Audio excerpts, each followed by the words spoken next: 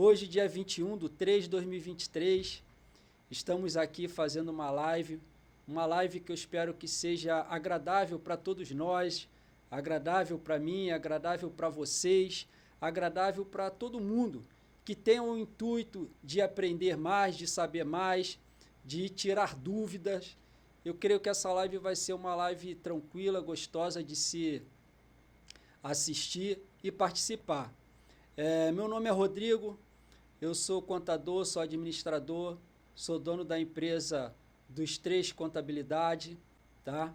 E vocês podem aí deixar perguntas. Eu estou aqui com uma equipe já que vai anotar as perguntas de vocês, as dúvidas de vocês, para que a gente possa dar andamento nessa live de uma forma eficiente e eficaz, tá bom? Vamos começar?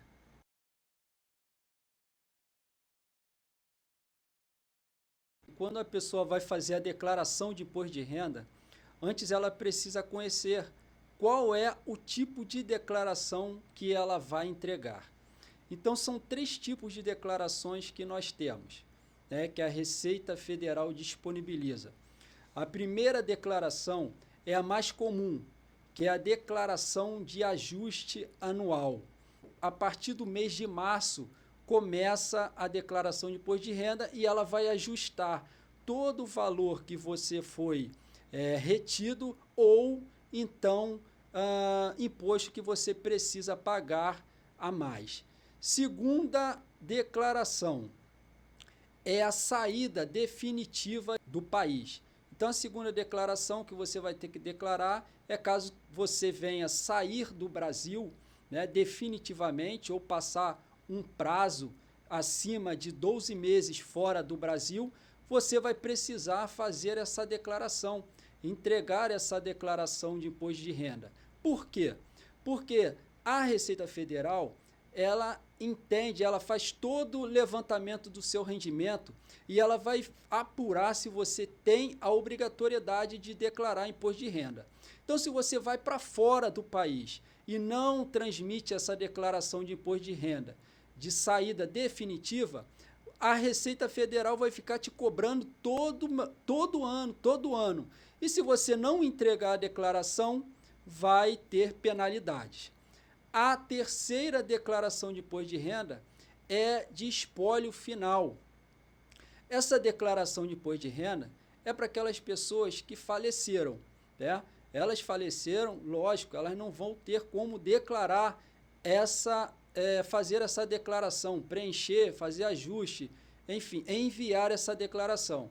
Então, ela fica a cargo do herdeiro ou do meeiro, tá? E essa declaração ela é transmitida após todo o trâmite de partilha judicial, enfim, toda a pendência resolvida entre os entes e entre os órgãos públicos.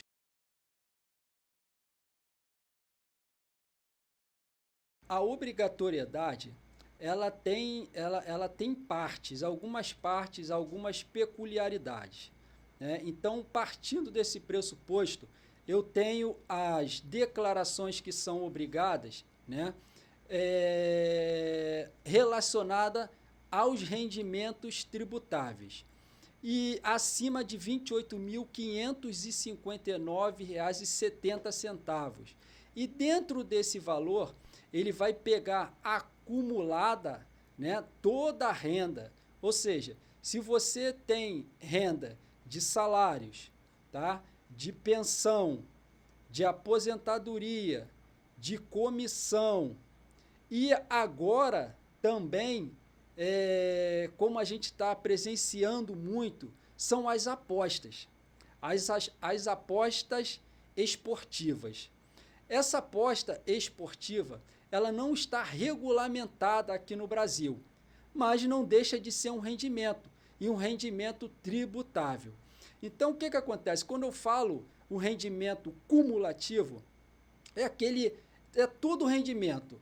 Tem o rendimento da pessoa que é funcionário, né, CLT, só que, porventura, essa pessoa tem outro tipo de renda. Então, ela recebe da empresa, né, da pessoa jurídica na qual ela é funcionária, tá? e de outro tipo de atividade.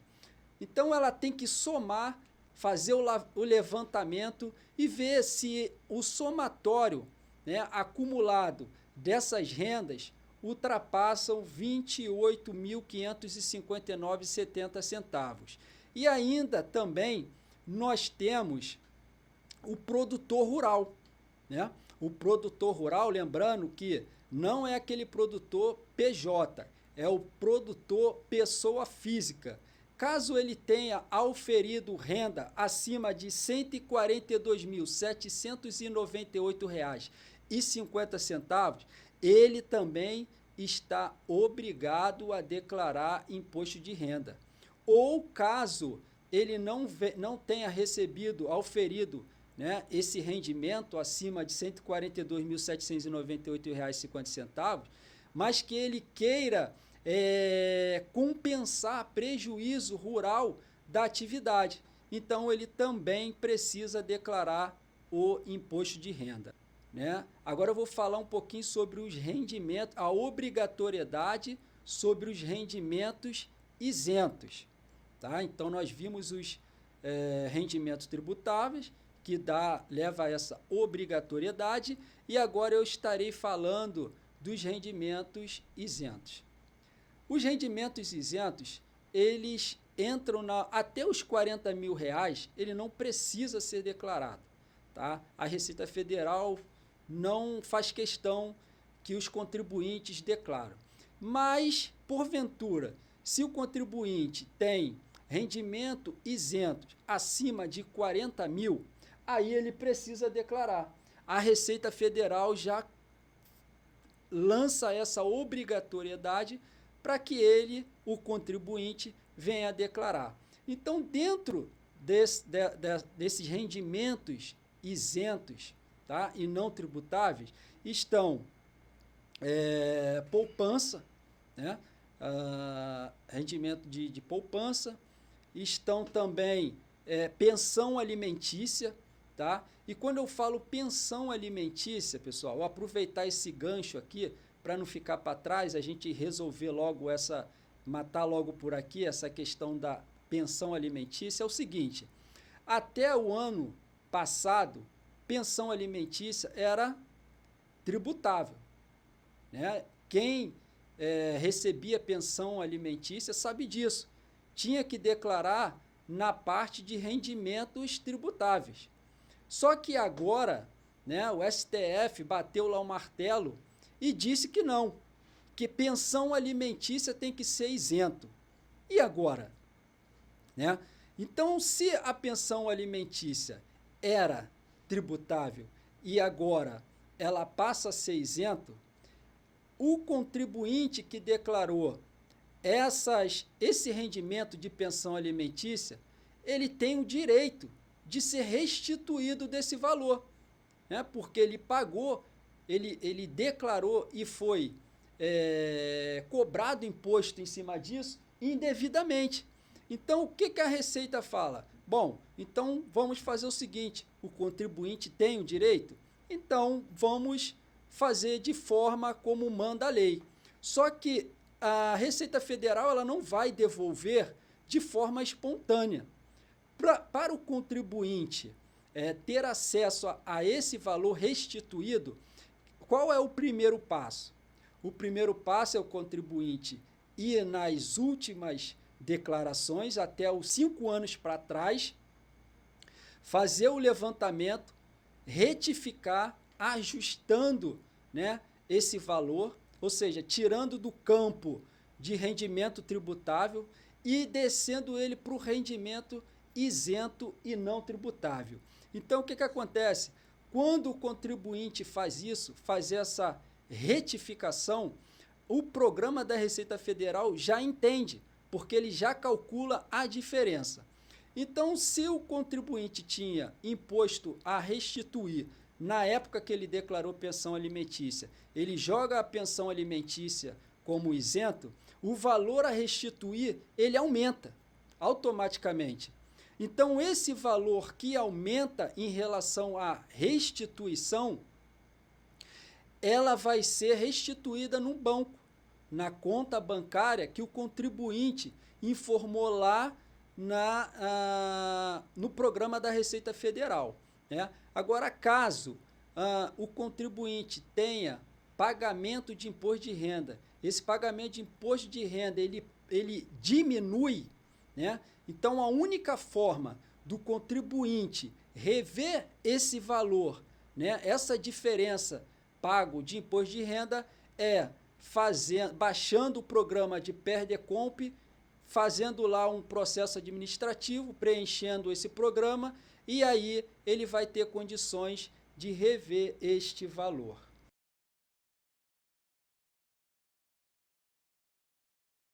Se tratando de Receita Federal, qualquer pergunta, qualquer cuidado é muito importante. Então vamos lá, o ganho de capital é um cruzamento, tá? Existe um programa que se chama GCAP, que ele faz esse cálculo. Então, o que o contribuinte vai fazer? O contribuinte vai pegar o seu bem, tá? O valor do seu bem, o bem de custo, e vai lançar lá nesse GCAP, nesse programa. Dá para fazer também na calculadora, no papel, mas como tem o programa e depois que faz-se a apuração, esse programa dá a possibilidade de de ser integrado na Receita Federal, no programa da Declaração de Imposto de Renda. Então, o ganho de capital é a diferença, resumidamente aqui, o ganho de capital é a diferença entre o valor do custo do bem e o valor da alienação do bem.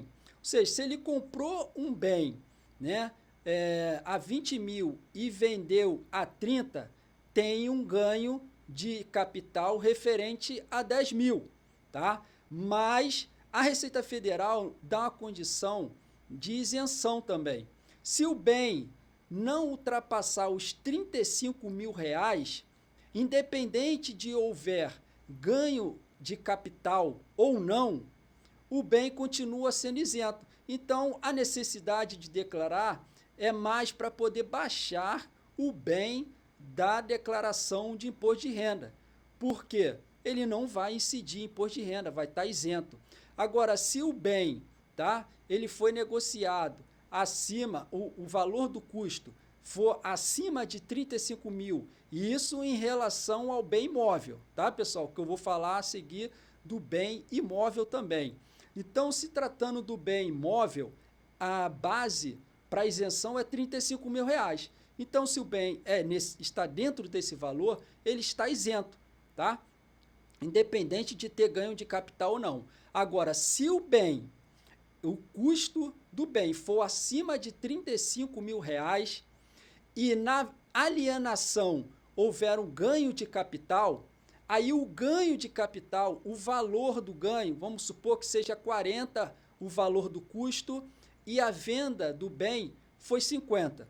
Né? Então, qual é o valor que vai ser tributado? É a diferença, é o ganho, né? Não é o custo, é o ganho na alienação, que seria os 10 mil reais. E qual é a alíquota? Né? A alíquota, ela é incidente a esse ganho de capital, 15%, tá bom? Agora eu vou falar também do ganho de capital em relação ao bem imóvel, tá? Que é também interessante. O bem imóvel, ele é isento até o valor de 440 mil reais. Então, usando o mesmo critério, né, do bem imóvel, né, que é até 35 mil reais, cujo seja o custo, né, de aquisição, e para o caso de bem imóvel é 440 mil reais, se você vender esse bem e tiver um ganho de capital na alienação, da mesma forma que o bem móvel, ele não será tributado. Agora, se o bem for acima de 440 mil reais, né, e na alienação houver ganho de capital, esse valor, essa diferença, ela também incide o imposto de renda, ou seja, ela é tributada.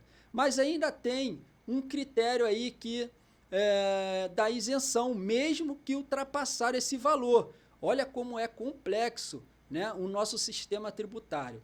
Então, assim, se você tem um bem acima de 440 mil reais, se você tem um ganho na alienação, né, mas você quer usar esse valor na compra de outro imóvel residencial, né, você não precisa pagar imposto de renda, ele é isento. Né? Agora, caso contrário, né, se não for o primeiro imóvel, aí você precisa tributar esse valor, oferecer esse valor lá no programa do ganho de capital, o GCAP, e ele é calculado mensal. Então, se você vendeu no mês de janeiro, você vai declarar, vai fazer o preenchimento no GCAP no mês de janeiro e o DARF deverá ser pago no mês subsequente. Tá bom, pessoal?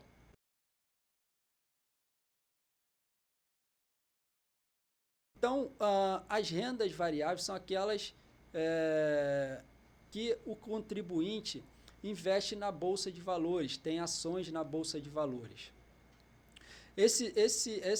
Essa questão também ela tem uma novidade a partir de 2023. Né? Antes, independente de qualquer valor que você tivesse aplicado em ações, em Bolsa de Valores, você tinha essa obrigação de declarar, né, o imposto de renda e mencionar esses valores lá. Né? Só que agora, no ano de 2023, nós temos essa novidade, ou seja, você só está obrigado a declarar a renda variável, né, as suas ações, se for acima de 40 mil reais. Esse é um ponto, primeiro ponto. Se você não negociou, não teve lucro, né, mas tem uma quantidade na bolsa até 40 mil reais, você não está obrigado a declarar. Agora, se você faz operação na bolsa, né, no módulo Day Trade e tiver lucro, aí você precisa declarar independentemente do valor.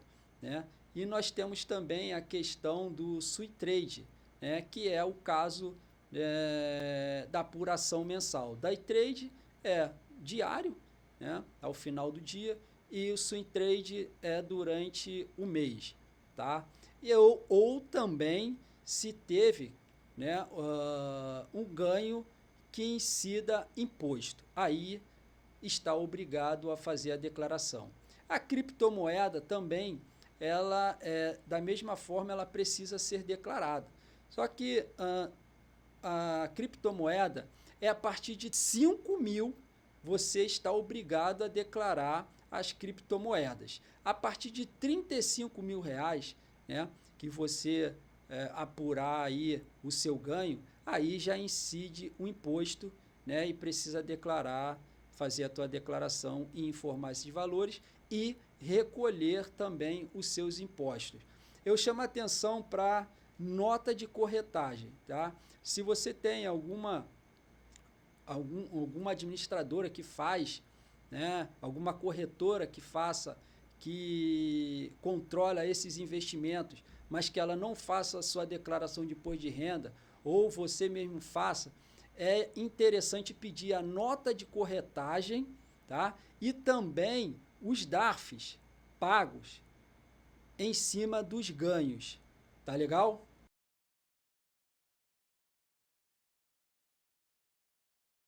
Tenho certeza que todo mundo aqui que trabalha, né, que tem a sua carteira assinada, né, ela já passou por essa experiência. Então, quando ela chega a época de declarar, a gente vê no informe de rendimento, ali exclusivo, em rendimento exclusivo, né, tributado direto na fonte, de forma definitiva, o 13º. Né? O 13º é um caso. Nós temos também, eu falei das apostas esportivas, e nesse caso, que não é regulamentado até agora no Brasil, mas diferente desse caso, nós temos as apostas, né, nas casas lotéricas, que essas são regulamentadas. Por essas ser regulamentadas, essas também são sofre o imposto de forma definitiva e exclusiva na fonte. Ou seja, o que isso quer dizer? Isso quer dizer que você vai ser tributado, vai ser cobrado, vai ter que pagar, né, seu imposto de renda e não vai ter o direito de recuperá-lo. Ou seja, é tributado definitivamente sem direito a rever esse valor. E no caso do ganho em relação à aposta na casa lotérica é acima de R$40 mil.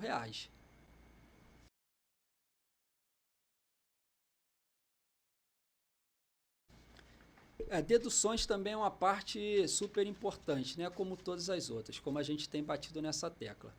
O que acontece? As deduções, elas existem, né? Elas são permitidas, desde que todas essas deduções, elas tenham ali o seu comprovante idôneo, né? O seu comprovante fiscal, aquele fato, né, verídico, que tem acontecido realmente na vida do contribuinte.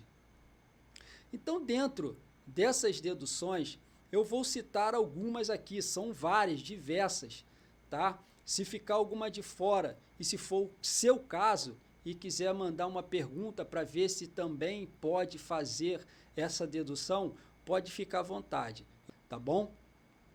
Nós temos as deduções com saúde, as deduções médicas, tá? Essa daí, ela é, acho que é a campeã aí de todas as declarações.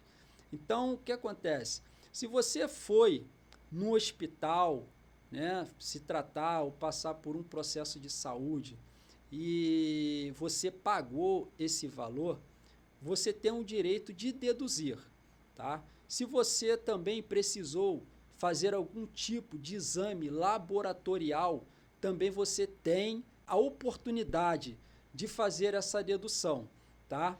Então, tem alguns casos que pode ser considerado saúde, mas a Receita Federal não entende, né? Aí nós temos a questão da estética, né? Quando é questão de estética, a Receita Federal não aceita, tá? Nós temos também a dedução de dependente, tá? Então, como dependente, nós temos filhos até 21 anos ou até 24 anos se estiver estudando, ou seja, estiver fazendo uma faculdade, estiver fazendo uma aula de ensino técnico de segundo grau, tem essa oportunidade de fazer essa dedução.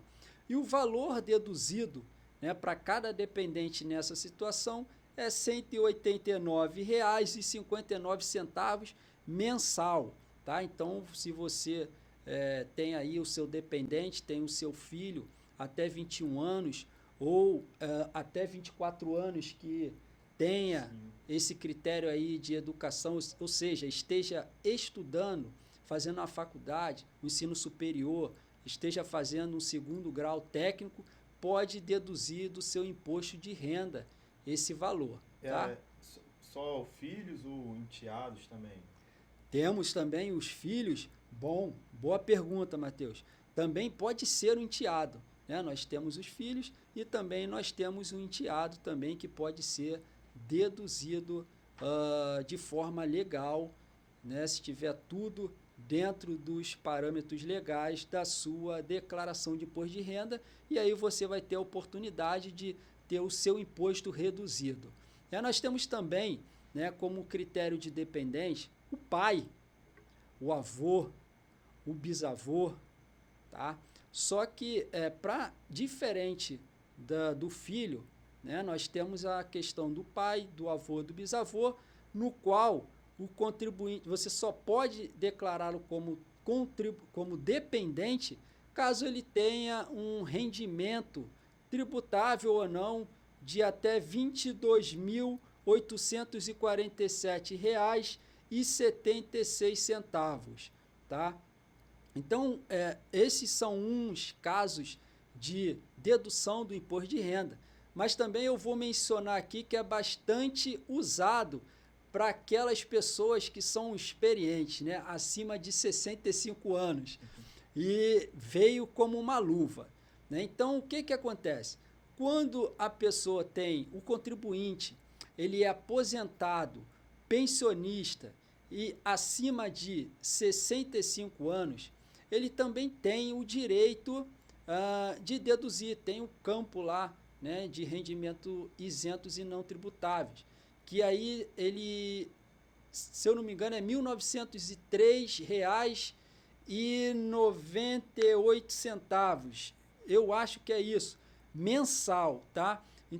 Mas aí pode acrescentar também esse R$ 1.903,98 como 13º, né? Então vai subir aí para mais, vai chegar em R$ 24.751 e uns quebradinhos que eu não lembro agora.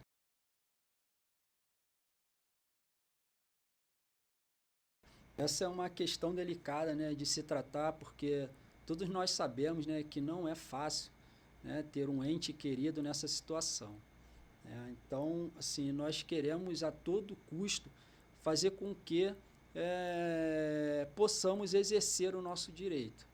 Então, todas essas pessoas, né, que possuem uma moléstia, doença grave, ela tem o direito de recorrer à isenção do imposto de renda, né? Então, se ela percebeu lá, né, se ela está dentro da listagem que a Receita Federal disponibiliza, né, são várias as doenças, mas a Receita Federal disponibiliza lá uma lista que eu não tenho aqui, né, todas elas em mente, né, mas nós temos aí como o câncer uma delas, né, ou seja, então todas as doenças que impossibilitam, né, o cidadão de trabalhar, nós podemos entender como moléstia grave, né, e doenças graves. Então, a Receita Federal dá essa condição do cidadão ser isento. Só que para o cidadão ser isento, ele precisa, nada é fácil, né, no Brasil, nada é fácil. Então, para o cidadão ser isento do imposto de renda, ele precisa ter o laudo, né? Mas não basta ter um laudo de qualquer médico, precisa ser um laudo específico, né? Isso é um critério muito cobrado da Receita Federal. Então tem que ter um laudo, né, dizendo lá, preenchido pelo médico, um médico específico do SUS, Sistema Único de Saúde. Então, se o cidadão, o contribuinte, tiver um laudo que não seja, né, do SUS, vai ficar complicado, né? Vai ter que correr daqui, correr de lá. Eu nem sei, eu vou ser sincero para vocês, não sei se vai conseguir, tá? Caso não tenha o laudo de um médico específico do SUS.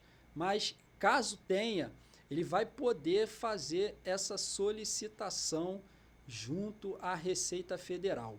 Eu quero chamar a atenção aqui porque a isenção, né, a isenção vai ser em cima do imposto de renda, né? Mas tem outros critérios que obrigam o cidadão, né, a fazer a declaração de imposto de renda, como é o caso, né, dos rendimentos, da caderneta de poupança, né, dos rendimentos isentos, né? Então, fica aquela questão, se o rendimento da pessoa que tem essa doença, né, foi isento, mas se for acima de 40 mil, vai ter que declarar imposto de renda, ou seja, a isenção não dá a possibilidade do contribuinte deixar de declarar e enviar a sua declaração de imposto de renda.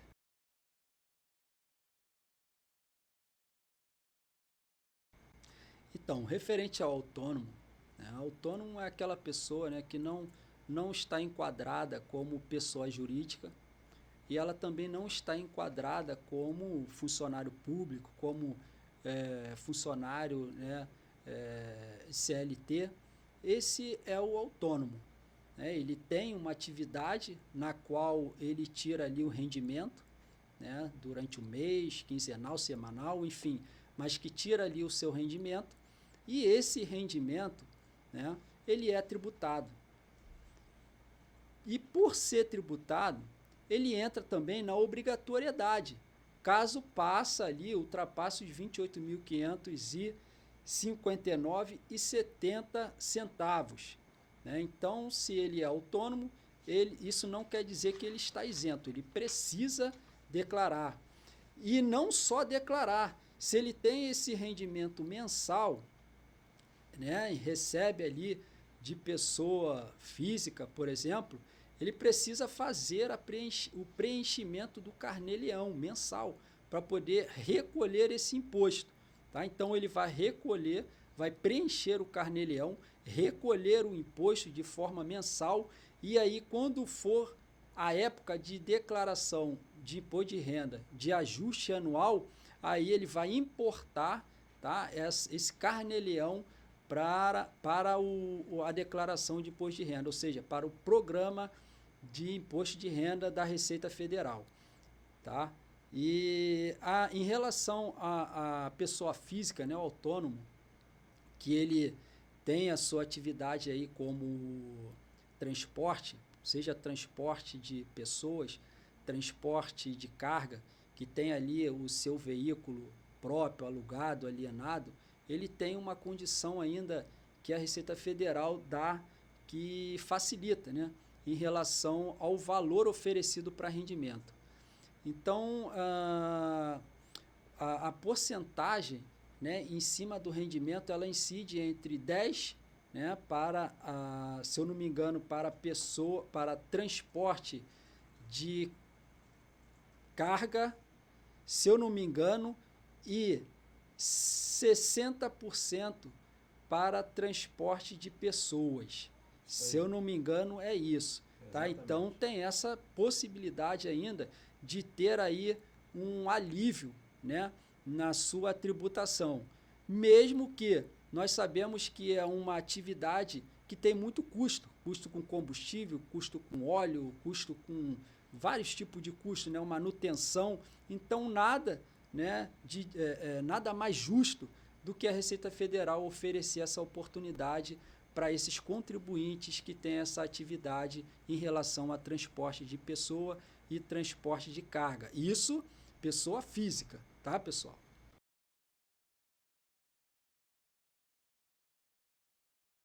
Então, se a pessoa está dentro daquele critério de obrigatoriedade, né, e se ela não entregar um imposto de renda, isso é grave, tá? Isso é grave porque, primeiro, ela tem uma multa a pagar, o mínimo, né? Uma multa mínima que inicia em R$ 165,74, se eu não me engano. É R$ 165,74 ou 70, eu acho que é isso, tá? Esse aí é o início da penalidade. E essa multa, ela pode chegar a 20%, tá, pessoal? 20% em cima do imposto devido. Então, vamos supor que essa pessoa tenha um ganho, um rendimento muito alto e ela deixa de declarar o imposto de renda, né? Então, por ela ter um rendimento muito alto, consequentemente, o imposto também será alto e caso ela não declare, a multa também será alta, né? 20% de um valor alto, né? Ninguém quer pagar multa. E também tem a questão da pessoa não conseguir o visto, né? Então, se ela não declara, ela tem um CPF bloqueado, ela precisa viajar, sair do país, precisa um visto, ela não consegue, né? Então, são várias situações, várias penalidades para a pessoa que é obrigada a declarar imposto de renda e não faz essa declaração. Mais grave ainda são para aquelas pessoas que recebem aposentadoria e pensão, tá? Então, aquelas pessoas, aqueles idosos que têm lá, né, a aposentadoria, aquelas pessoas que têm as suas pensões, né, elas têm essas pensões travadas enquanto essa pendência não é regularizada, né? Então, olha só como é grave, né, caso a pessoa esteja dentro da obrigatoriedade e não venha declarar um imposto de renda, caso esteja obrigado, lembrando, caso esteja obrigado. Então, ela não vai poder abrir conta, não vai poder fazer empréstimo. Então, assim, são essas coisas que acabam trazendo dificuldade para a vida do contribuinte, mas que pode ser resolvido, né? Isso aí dá para resolver. É só procurar um contador, tá? Especializado na área, um contador de confiança, que assim que a declaração ela é preenchida, enviada e transmitida, e dentro de 24 horas, eu garanto, dentro de 24 horas, o seu CPF estará limpo, perfeito, para você seguir a tua vida de forma normal.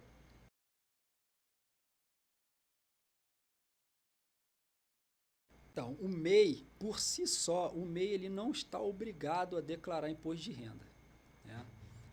Mas, se ele estiver enquadrado dentro dos critérios de obrigatoriedade, ele vai precisar, ou seja, não o MEI pessoa jurídica, né? O MEI PJ, o CNPJ, mas o MEI CPF, aquela pessoa que é responsável pelo MEI, ou seja, o proprietário do MEI. Ele sim precisa entregar a declaração de imposto de renda, caso ele esteja dentro da obrigatoriedade. Eu quero chamar a atenção para esse fato, né, que é muito interessante. Eu acho muito proveitoso levantar essa bola aqui para vocês que têm MEI. Então, vocês que têm MEI, preste atenção. Todo tipo de empresa, qualquer que seja, né, o seu tamanho, o seu regime tributário, ela necessita de um contador. E eu vou falar por quê, tá? Quando o MEI ele não tem escrituração contábil, ele não tem um livro ali escriturado, ele não tem um contador que cuida da sua empresa, do seu MEI, né? O imposto incide em cima de uma presunção. Então, vamos supor que o proprietário do MEI, o sócio, o dono do MEI, CPF, né, através do CNPJ, ele teve um rendimento, né, que foi aí, vamos supor, 70 mil reais. Né, 81 mil reais é o faturamento limite para o MEI. Então, vamos supor, se o MEI faturou aí, vamos botar os 81 mil reais, vamos supor que ele faturou, chegou no limite, né? E aí tirou algumas deduções, tirou ali o valor da guia mensal do MEI e sobrou aí 70 mil reais para o seu sócio, né? O seu proprietário CPF. Ele já está obrigado, né? Ele está obrigado a declarar imposto de renda, né? Se levar em consideração esse valor. Mas se o MEI, o CPF, o dono do MEI, o proprietário do MEI tiver um contador e o contador fizer a escrituração contábil do MEI, esses 71 mil, 100% vai ser isento. Então, olha só, pessoal, se tem 71 mil, tu pega aí a presunção de serviço, 32%, de comércio aí, 8%, né? Esse aí vai ser o valor, 32,8%, 16% vai ser isento. O restante vai ser tributado. Né? Então, ou seja, a grande parte, a maioria, né, em relação a essa presunção, ela vai ser oferecida para a Receita Federal como rendimento tributado. Então, olha só, você pagou a sua guia mensal, né, do seu MEI, tudo direitinho, e ainda por cima você vai ter que pagar um imposto de renda. Dependendo do valor, você vai ser enquadrado numa alíquota de 27,5%. Né? Ela começa a 7,5% e vai até 27,5%. Então, olha só o ganho que você pode ter caso o seu MEI tenha um contador e faz a escrituração contábil do seu MEI. Né?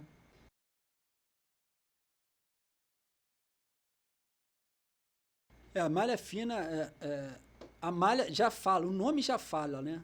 Malha fina. E quando nós pensamos em malha fina, a minha mente logo me remete à rede, né? A rede de um pescador. Né? Quando ele joga a rede, que tem ali aqueles peixes ali na sua direção, ele apanha aqueles peixes. É igual à Receita Federal. A malha, a rede está lançada, pessoal. Então, assim, quem não tiver cuidado, quem estiver na reta da Receita Federal, vai cair na malha fina, né? Hoje em dia, a Receita Federal ela está interligada com várias empresas, né, com bancos, com financeira de cartão de crédito, né? Então, assim, a Receita Federal, ela recebe declaração anual de todas essas empresas, seja ela pública ou privada, né? Nós temos aí como exemplo a DIF, né, que é a Declaração de Informação de Imposto de Renda Retido na Fonte. Então, assim, quando a empresa declara, né, para a Receita Federal já tem conhecimento dos seus valores, né, dos seus valores, do seu rendimento, do seu desconto do INSS, do seu desconto de imposto de renda, o que foi tributado, o que não foi tributado. Então, essa é uma das declarações que a Receita Federal recebe. Nós temos outras, nós temos dos bancos também, faz declaração anual e dentro dessa declaração está ali a informação de todos os pagamentos e recebimentos que a pessoa física, através do seu CPF, ou a pessoa jurídica, através do seu CNPJ, movimenta. Então, a Receita Federal está ligada em tudo, pessoal, tudo, inclusive no Pix, né? Então, tomem cuidado, tem pessoas que têm PJ, tá? Tem a operação com máquina de cartão de crédito, né? Mas não tributa a máquina, o valor, o rendimento da máquina de cartão de crédito, né? Isso aí traz problema para a empresa, PJ. Da mesma forma, o CPF, pessoa física, que trabalha com máquina de cartão de crédito, mas ela não declara imposto de renda. Como eu falei, a malha é fina.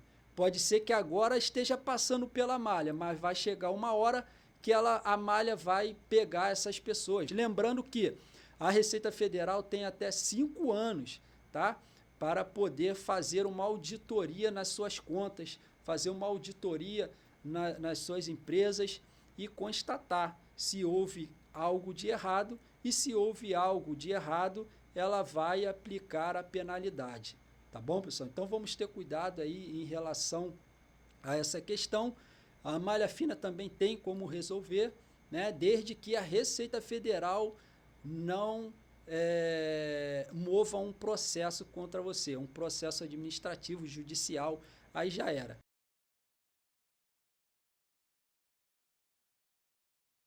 Esse ano de 2023 nós tivemos algumas novidades, né? Diversas novidades que eu até, quando eu fiz a primeira declaração, que começou no dia 15/3, essa foi uma novidade, né? Geralmente as declarações nos anos anteriores tinha início bem no dia 1, dia 2, dia 3, mais tardar dia 4 do mês de março e até o dia 30 de abril, né? E esse ano iniciou a partir do dia 15 de março e vai até o dia 31 de maio, e com muitas novidades, né? Então, são novidades em relação, para ter a ideia do que eu falei em relação às declarações das empresas bancárias, né? Dessas declarações enviadas para a Receita Federal, ela está nessa novidade, né? Então, quando eu fiz a primeira declaração, que eu baixei, né, que eu preenchi a declaração de forma, pelo método, né, melhor dizendo, pré-preenchido, já vieram algumas informações bancárias, tá? Então, eu já pude perceber que tiveram algumas informações bancárias ali, né? Também já pude perceber que já vieram preenchidas automaticamente da Receita Federal alguns pagamentos com saúde. Então, assim, as declarações que as empresas, né, de saúde transmitem, a Receita Federal já tem, né? E já consegue disponibilizar de forma pré-preenchida para a gente. Então, assim, a gente consegue ver que a Receita Federal está avançando muito nesse critério. Eu costumo até dizer, quando estou numa roda aí de amigos conversando em relação a esse assunto, que daqui a pouco a Receita Federal vai estar emitindo só o DARF para o contribuinte pagar.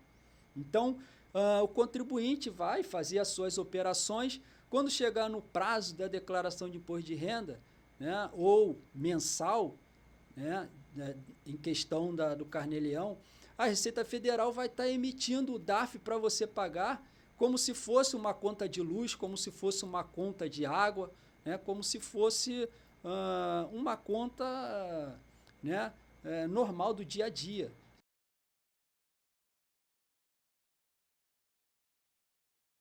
Nós temos aí o Pix, né, como novidade. Então, a pessoa que coloca lá o Pix como forma de recebimento, né, da sua restituição, ela vai entrar lá na fila, né, de receber a sua restituição antes das demais que colocaram a conta bancária normal, colocou lá agência, conta, ou seja, cair na conta corrente. Então, o Pix é um critério.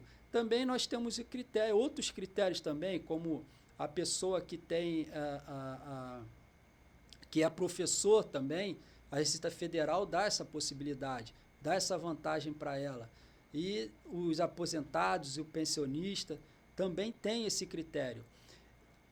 Esse ano também de 2023, a pessoa que preenche a sua declaração de imposto de renda, né, usando o critério de pré-preenchida, ela também entra nessa fila para receber a sua restituição de forma antecipada. Então, assim, essas são algumas novidades, tá? Como também a novidade da pensão alimentícia também, as novidades também em relação às informações bancárias que estão vindo já nessa declaração pré-preenchida, né?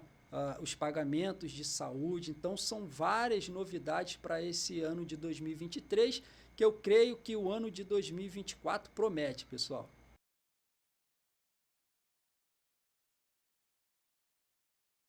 Nós temos o calendário para restituição, ele é em cima de lotes, né? Então, o primeiro lote dia 31 de maio, o segundo lote dia 30 de junho, terceiro lote 31 de julho, o quarto lote 31 de agosto e o quinto e último lote 29 de setembro. Lembrando que para receber essa restituição, a declaração de imposto de renda da pessoa tem que estar correta. Se tiver alguma pendência, ela já foge desse critério, né, de restituição. Ou seja, enquanto a pessoa não resolver a pendência dela junto à Receita Federal por conta da declaração de imposto de renda, ela não vai ter a sua restituição depositada no seu banco, né, de forma assertiva.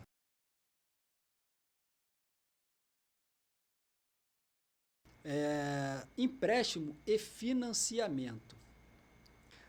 Em relação ao financiamento, eu particularmente, costumo declarar como bens e direitos. Caso o contribuinte tenha adquirido um apartamento, um imóvel, ou então um veículo, né? E aí eu declaro, e eu também sugiro que venha declarar dessa forma, porque é menos um campo para poder você conferir, né? Se preocupar. Então, quando eu declaro esse financiamento, eu vou declarando a partir do pagamento. Porque, geralmente, quando nós financiamos um bem, né, aquele bem, enquanto a gente não paga aquele bem, ele está ali como uma garantia, né, para o banco ou, sei lá, para o credor, né, que te ofereceu a condição de financiamento. Então, se você deixou de pagar aquele bem, você corre o risco do credor pegar aquele bem, né, de volta. E aí fica aquela elas por elas. No caso de empréstimo, não. No caso de empréstimo, aí eu já declaro em dívidas e ônus reais. Declaro o valor total e vou diminuindo a partir da medida que a pessoa que tomou aquele empréstimo vai pagando, né? E o empréstimo ele não vai caducar. Enquanto você não pagar o empréstimo, ele vai estar ali, né? Ele vai te seguir.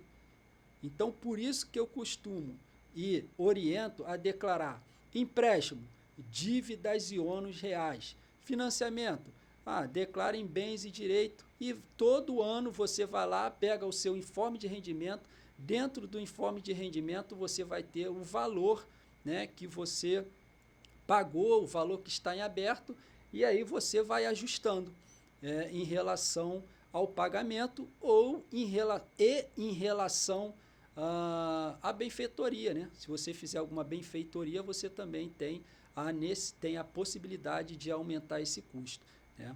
É bom, se você faz alguma benfeitoria, é bom você inserir no bem, aumentar o custo do bem, até por conta do valor do custo na alienação. Então, quanto maior, né, o valor do custo, menos imposto você vai pagar caso você venha vender, né, no processo de alienação. Eu estou muito feliz de estar participando dessa live, porque não é só uma live, né? Eu costumo dizer que todo profissional ele tem a obrigatoriedade de ajudar, né, a sociedade. Então, estou aqui nessa live de forma gratuita, não estou cobrando nada para ninguém, não vou cobrar like, não vou cobrar comentário. Se você quiser dar like, dar comentário, fica a seu critério. Se você quiser compartilhar, fica a seu critério. Eu tenho certeza que da mesma forma que você foi ajudado, outras pessoas também serão ajudadas, né? Então, fico feliz por conta disso, de eu, contador, né, estar fazendo esse bem para a sociedade. Então, estou muito feliz por conta disso.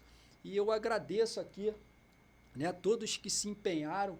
Como eu falei, a live atrasou um pouco, mas nós não estávamos aqui batendo papo, estávamos ajeitando na correria, né? Sempre tem ali uma coisinha ou outra, coisas técnicas, que não é o meu caso, né? De ligar uma câmera, de ligar um microfone, de ver o som, de ajustar a imagem, de ajustar a posição da câmera. Então, assim, isso acontece só com quem faz ao vivo. Então, muito obrigado. Mais uma vez, eu agradeço. A live termina, pessoal, mas vai ser postado lá no Instagram e vocês vão poder estar revendo, comentando e curtindo, se for o caso, e fazendo as suas perguntas também. Caso venha surgindo perguntas, eu vou estar sempre dando uma olhada nessa live, sempre dando uma olhada nesse vídeo. E caso surja alguma dúvida, eu vou estar respondendo. Ou também, se quiser entrar e fazer uma pergunta de forma